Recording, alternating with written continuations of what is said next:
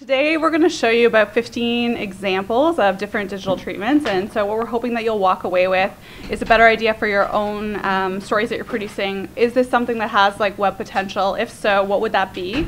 What are some ideas of some things that I can execute myself, and what are some things that I might want to pitch either to the digital team or to like the doc project? So if that's what we're hoping for. I get, like I said, Ananda, I'm a senior producer with Radio Digital, and we have a pretty small team. So Ruby is here, she's one of our interactive producers on the team. We have another interactive producer called Robert, and then we have two other producers whose time is split. We have one developer and one designer, so that's what we're working with. We take care of all the digital strategy, so we're always really excited when we have the opportunity to work on something like this. So if producers coming to us with a really interesting documentary idea or another passion project like a summer show, something like that opens up the door for us to do a little bit of different work, and we're always excited for that opportunity. So what we'll show you today is probably we'll go through from like the most basic examples to the more elaborate ones that take more time. So that's the order that we'll go in. What we found that works the best for sure is collaboration from the very beginning. So the fact that these pitches already come through to the doc committee, some of them, or you might have something coming up. If you can get us involved like at the earliest stages, once you think you have something, and then we can work alongside with a radio producer, it's a lot better and work collaboratively with you.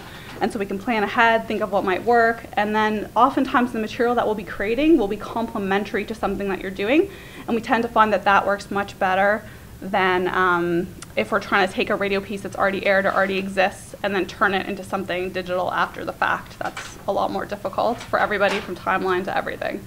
So planning ahead is key.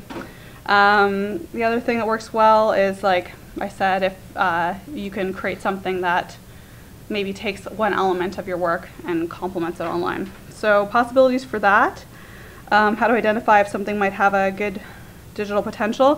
Do you guys want to throw out some ideas? Like, when would you know you had something? Visual? Yeah, visual. Visual is a really great example. So something you want to illustrate a lot exactly. You're going to see a lot of photography-based examples, that type of thing today. It's perfect. Another example is good headlines, so you can see right away that these are the type of things that the story itself can be told or hinted at through the headline itself. So pulling those ideas out. Interactivity, so something that the audience can probably like participate in. So we'll show you a couple examples of that. We can talk a little bit more about it. Anything else? Anybody? Shareable. So something you could picture people wanting to share online, share with their friends, try and participate in. So that tends to be like emotional content lots of the time, or inspirational content like how-to. You'll see a lot of that type of thing. Quotes, that sort of thing as well. Backgrounder. So there's a ton of information that you had to take out of your doc. There's a bunch of research that you did. You need to take it out, and we can kind of like put it back in through digital. So the background, then they can go and find out more. So you'll see a few of those, and how to. So yeah, we'll start with the most simple examples. I'm going to show you some, and then Ruby will show you some.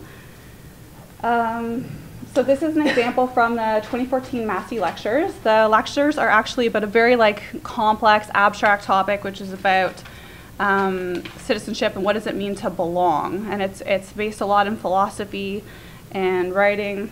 So one of the things that was a really kind of like good concept and then actually really low on execution for this was looking at the concept of citizenship. We thought it'd be interesting to see if you could test and see what would be, could you pass the Canadian citizenship test yourself?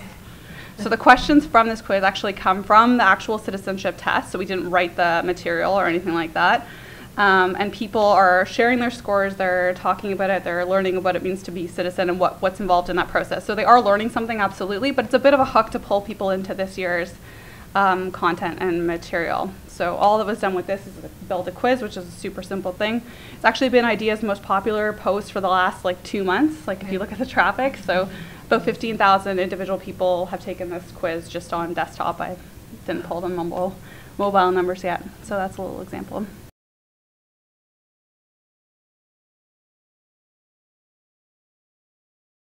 This is just Poll Daddy, so probably lots of people in this audience, I'm sure, have used Poll Daddy quite a bit, yeah. That's it. But we can also do more elaborate quiz. Like recently we did a character quiz. So Ruby built, this is one Robert built, and this was his idea, which I think is a great idea.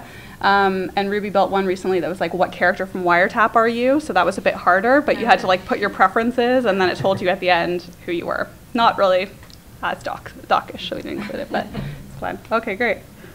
The next one, this is also one that you could create yourself. Althea, in this room right here, made this. Yes, my chart, she didn't know. Althea. Yeah. So this was something that was done for Quirks and Quarks. They had like a number of facts and background pieces of information that was going in. I think this was done by a freelancer actually for their doc. And they gave all the facts over to Althea, and she actually put this into an existing program that CBC has a license to. It's called PictoChart.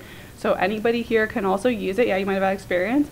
It's a drag and drop interface. So for the most part, you're just like picking graphics and picking, like you may even pick a color scheme that already exists, so you don't have to necessarily be a designer to actually be able to do something like this. What's great, like lots of great things about it.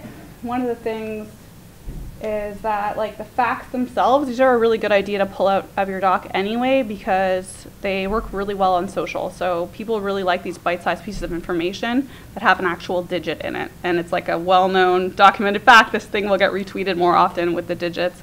And people seem to like that kind of information, so it works really well. Another thing about it, like about a number of health organizations actually asked us if they could use this in their own publications since then. So it was pretty popular with them, so we got to get the word out a little bit more. And oh yeah, so it's probably only took, it doesn't take that long to execute once you actually have the information, but obviously if you wanted to work with digital on it, we would need like a heads up, like 4 days of a heads up, but you can probably do this in like half a day if you're good at it. If it's the first time you've done it, probably want to give yourself more time. So before I was in Radio Digital, I started out in online news.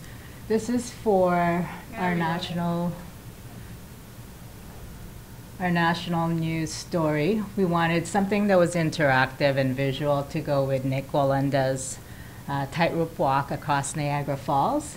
So we wanted something that would show the location as well as the depth and breadth of the attempt that he's doing. So if you click on the tightrope man on the, he's circled, it shows exactly what the challenges he had. That included the wind as well as the mist that could possibly obscure his vision. And ABC wanted him to feather himself just in case he fell down because they were covering the event live. But also he had custom equipment, so this image just shows all of that. So the Google flyover, which you saw at the end, was the animation, and then it zoomed in into the static image, giving you all the details. So this took one producer and one designer to build it. About 3 to 4 days from research to having it ready to be launched for just in time before this actually the story happened. And yes, he successfully crossed. So the next one was this one for Q. It's the first thing we did. Worked with a developer to try to come up new elements for the profile page because they wanted to highlight the video that they had for Tom Petty. So we built this, I think, in again about 3 to 4 days to make sure it worked. It tested in all browsers, and most importantly nowadays, we wanted to work in mobile because the audience there is huge now, so you want to make sure you're not ignoring them. So for this profile, the video is the prominent spot at the top. The full interview for radio follows it. And we also, just to add some extra information, we did a quick facts infographic on Tom Petty, as well as the photo gallery that Althea helped out at the bottom. So this is now a template. A producer can go in 1 or 2 days, put the content in, which is what we did for the Barbra Streisand Q piece, as well as the Lena Dunham. So this one is a very similar template, so it's another example of where you can, like, we repurposed it. This was actually the original one, and this one was one done by David McDougall, and he took a photographer called Liam Maloney on this trip, and so they were able to come back with all of these great images, and you'll see here it's a little bit more documentary type content. So you'll see like maps and charts and graphs, but it's a good way of like, it's a good multimedia template folder. So beautiful photography. If you can't think ahead to figure out if you can get a photojournalist and get the budget for that, that's obviously a great way to go for a lot of these type of stories where you have these characters or something that you want to document like this. So photojournalism is a huge asset if you can get that into your budget.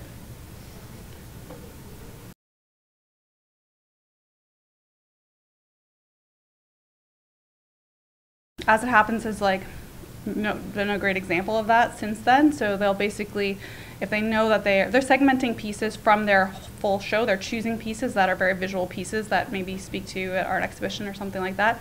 And we've seen, we can watch what people are doing in real time. So we'll watch, if they start putting in photos in that, then the engagement time goes up. So then there's a time that's spent on the post. And when the engagement time goes up, then the sharing goes up, like one and then the other. We've noticed that as a pattern. So usually with your regular blog post, if you are going to do a more in-depth like article style, it's really, really, really good to add images. If you're not going to do that, then stick to something shorter that's going to really direct people to the audio. So you want to pick one or the other. Great.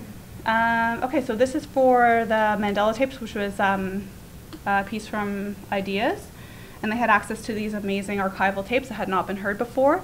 And so News was really interested, and we worked with News to create this video. There's a number of different features in this. It's like a bigger feature, but what we want to show you specifically today, just quickly, was this is a very simple video. By ending the system of white minority domination, humanity will have ensured that never again shall the scourge of racial tyranny raise its ugly head. Yeah, just a bit more animated way to focus on quotes and to pull that type of audio, but it's pretty simple treatment. We haven't done one yet within our team, but we are looking at doing it potentially, and this got 94,000 views on YouTube as part of the CBC channel. So this one was for News again. The 50th anniversary of the Beatles' arrival in North America was coming up. I knew it was coming up, and I knew News would use whatever we would produce. But I wanted to do something more fun, more interactive, something different. And in order to do this, we had to learn a new program. It took about 2 weeks, so I gave myself that amount of time to hopefully get it to work. And if it didn't work, there was a backup plan to give something to News. But luckily, it did work. So the way I thought about this was there are a bunch of quotes on the left side, and on the right are the Beatles. So which Beatles said what? If somebody needs to help me. Yeah. So if it's incorrect, you get the walrus. Which is all you've seen so far. Who says, try again, you can work it out. So if you get it right, so can someone help Ananda out here? So it's something fun, something playful, and hopefully, so it's a little bit of fun, and hopefully the viewers also learn something a little bit about, the Beatles and what they said, and also get them to maybe discover more of the news site. So it's a hook for them to come in. Hey, this is pretty cool. Let's see what else is on the news site. So hopefully it worked. You said it took you 2 weeks to figure out. Well, I didn't know the program, so it was hype. I've never used it before, so I had to play around too, because I had an idea of what I wanted to do. It's just whether or not it was realistic in the amount of time, because there was a deadline. The story was happening in just over 2 weeks, so if I couldn't get it done within 2 weeks and working on all the browsers, then I had to go to plan B. But yeah, so cross my fingers, it did work. And now that you know how to use that program, how long would something like that take? I'd have to go back and follow it up, but it's now, there's a little template that I built that I probably the only one who would understand the way I coded it. But yeah, it would be a matter of trying to switch it and also optimize the size for mobile, because this is a little bit tall for a cell phone. But the idea is there, it's just a matter of trying to do the coding and see what happens. Oh, that's okay. So this is something that Robert worked on, so hopefully I do it justice. He wanted something that was added value to a science story on the effects of brain damage. So this was a visual treatment that showed you the effects of the brain. If you click around, it would give you more details. And the great part about this is it's generic enough that it could stand for a long time. You can link to this at any point, any science story that's related to the brain or sports story about brain injuries, you can link to this. It's pretty evergreen, right? So again, visual illustration of something that you normally would not think you could do in a different way. So again, this is Robert's, and he wanted to do something for the cost of sports, with the equipment, the outfits and everything. And so this was a simple visual treatment that he did at the top. There was a bit widget that already existed, and it was a matter of doing the research and populating it with graphics. And the thing with this story is it did really well because it's a consumer story, lots of families who want to know how much is this going to cost us to outfit our kids. So it was something that affected them personally, so did really well. And again, it's a visual treatment of something that might be a bit abstract, or like numbers is always a boring thing, especially in TV and radio. But online, stats, we can do something with and show you, hey, you can go to the website, look at these numbers in a visual way that you would not be able to convey in a radio or TV because it goes by so fast, right? So this one is the Canadian woman who died on Everest. Again, another work that Robert did. And this was in collaboration with the Fifth Estate. The Fifth Estate wanted an interactive to go along with their documentary.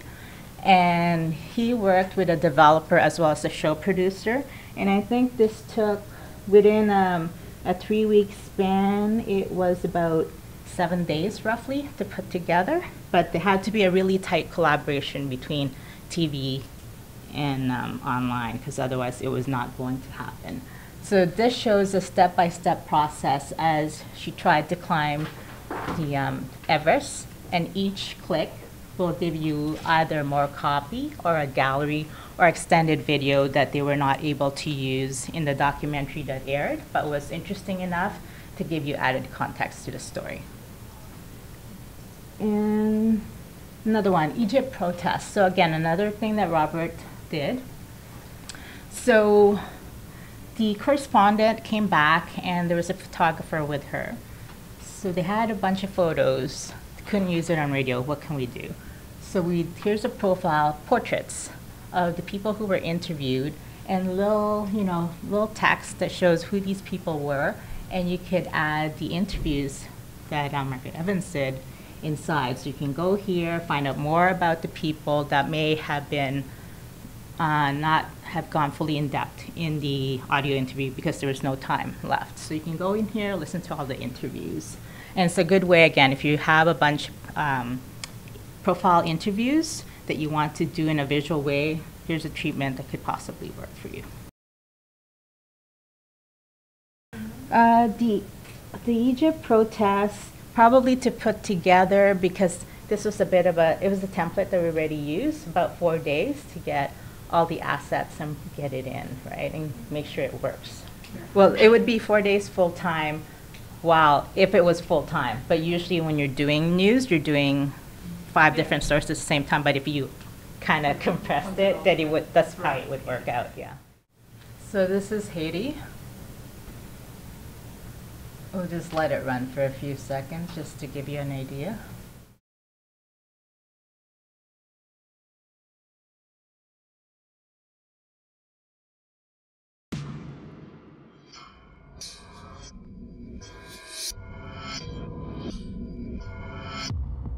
I lost a big brother and a friend.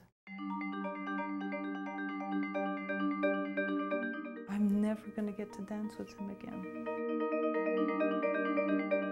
They died together. They were actually holding hands. I will miss his smile. So this was probably the first major collaboration between TV, news, and online.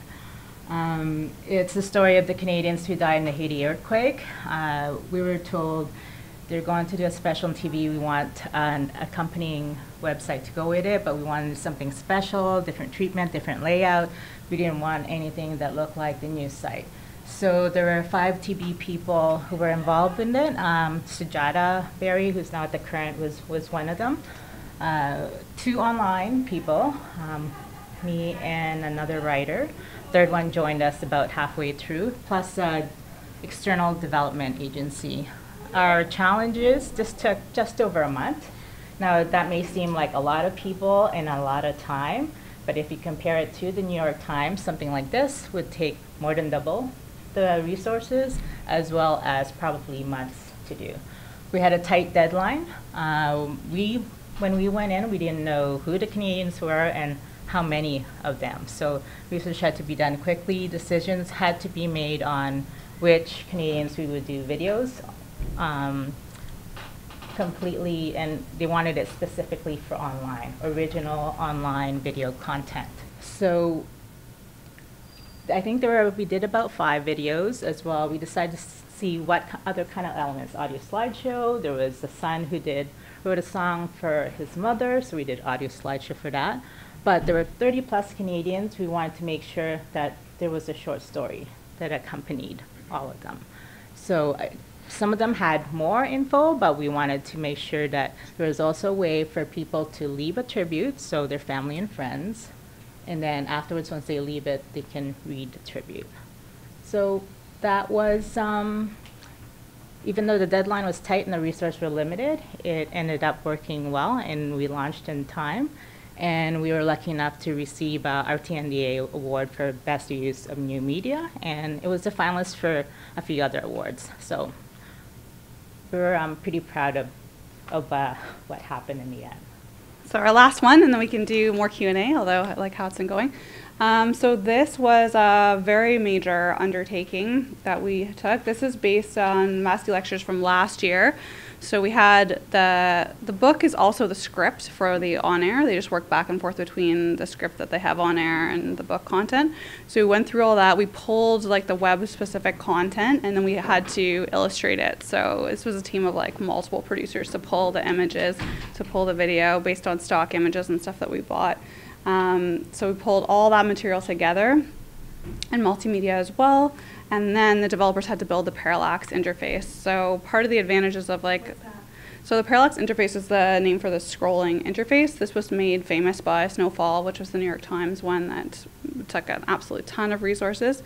So developers had to work on the actual execution of this. What we'd say about it is probably that we wouldn't ever do something this scale again, like this size of doing all 5 chapters, but we would probably do a one-page version of something like this. What the advantages are of something like this is that like the sound isn't on, but there's this one's about blood, so there's a heartbeat sound that starts, and there's different sounds of like the poppies blowing in the wind, and it's really meant to be more atmospheric. So it's based a little bit of immersing you in the sound of the piece. And then the visuals to get you involved in like another sort of more connect with you on a more emotional level. So the other one, we'll also post a few more examples after this that you can take a look at for ones that are very sound driven. So you might use different kinds of atmospheric sounds that match the piece to give the person the same feeling that you want to give them on the radio, that type of idea. So I think that's our last example. And it has, all the related links and all that stuff you would normally want to have.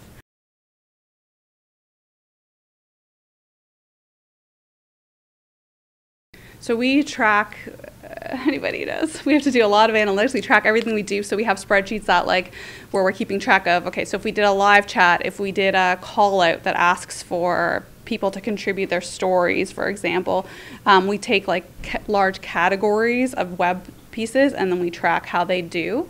So for example, in the past we've done live streams with Q, and now we have very specific criteria for exactly when we would do a live stream with Q, when we can expect to get a numbers. For web chats, for example, with the Current, there's been amazing opportunities with Chris Hadfield and stuff lately, and a small turnaround time, not a lot of prep time, those get a great return. We'll do something like that again. But we're basically keeping track of all that stuff, how they do, and then the criteria comes in. So they still fall into different categories of criteria for digital. It will be based on what we can expect the numbers to be based on the subject matter, based on past success, that type of thing. Then there might be things in another category. So I just identified a couple of different areas where we're interested in learning more. So that would go into sort of like an experiment category, and we would still try to mitigate how much work that would be. But if something we want to expand and we think has potential, then we might put it into the experiment category. There would be other categories like that.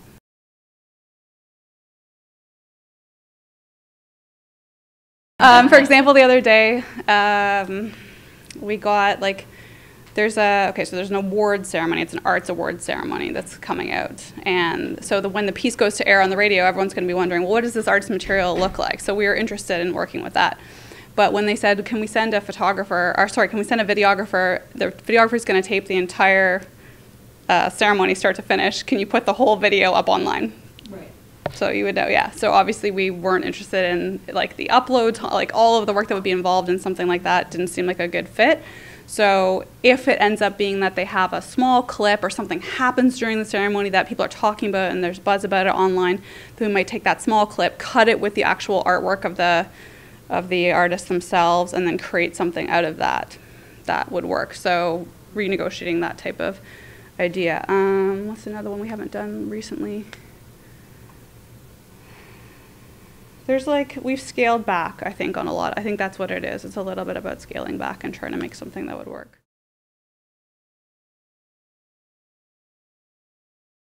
I'd say that for the day-to-day type of work that, especially somebody like As It Happens is a great example. So for day-to-day posts, then we're still really focused on best practices, which means you can look at it, it's a great example of great headlines, great images, great copy for web, good social to support it. So the basic pillars, that's going to get your content every day. If you have a longer timeline, that's what we're stressing with this, all of these need longer timelines. So if it's something, it's tricky with some shows, but something like Syria was possible because it was a overtime coverage.